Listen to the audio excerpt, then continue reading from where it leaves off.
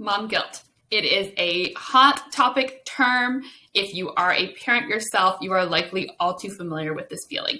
But today I want to address what is it truly, why is it important, and what can we do about it? Hi there. If you are new here, welcome. My name is Lindsay. I'm an educator with my master's degree in behavior change and motivation, and I'm passionate about helping working moms find the time they need for themselves, for their career, and for their family. I do not believe that being a working mom automatically should mean that you have to spend your life feeling exhausted, overwhelmed, and guilty. So I created Life Changing Lins, a place where I can provide the tools that working moms need in order to feel successful in their lives, in their careers, and as the leader of their family. What is mom guilt anyways? Now, I likely don't have to describe that feeling to you, that feeling that can feel like a punch in the gut or a stab to the heart. I'm sure you know that feeling all too well. But the misconception here is often that guilt is a bad thing. Guilt is not a bad thing. Guilt is usually a symptom of a larger problem. Perhaps a problem like you not having enough support in your day to do everything you need to do, or the fact that you are simply allowing too much into your schedule and your time and energy is going towards the things that aren't truly important to you. So why is guilt actually important? Why is it something that we shouldn't be ignoring?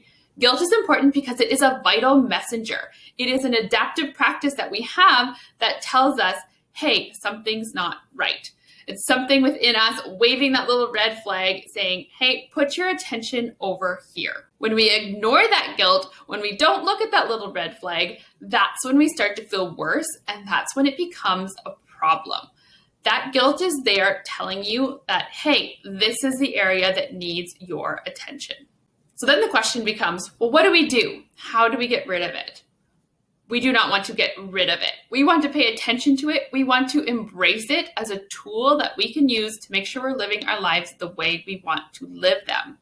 The first thing you're going to do, is you're going to stop comparing to anybody else. Because if you're only feeling guilty because you see somebody else in their own home doing something differently, that's not a good reason for that guilt, because your life circumstances are different from her life circumstances. So let's cut that out right from the start. The second thing you're going to do is you're going to get really clear on your own personal values, because when you are aware of your true values, that's when it becomes much easier to make sure your time and energy are going to the things that are truly important. When your time and energy are going to those important things, then you don't feel that guilt as often. Finally, make sure you are finding ways and dedicating time in your day to meet your children's needs. Do not meet every need. Do not make that an expectation. That is not realistic. That is not actually healthy for your children to think that you're going to meet their every need. But look for the big ones. If your guilt is because you are missing out on that connection time with your children, build in opportunities for connection, focusing on quality over quantity. Build those into your day so that you can be sure that those things you value most, that time and connection with your children, are getting your time and energy, and they're not just an afterthought. As you go forward, don't push the guilt away. Listen to it and figure out what it's trying to tell you.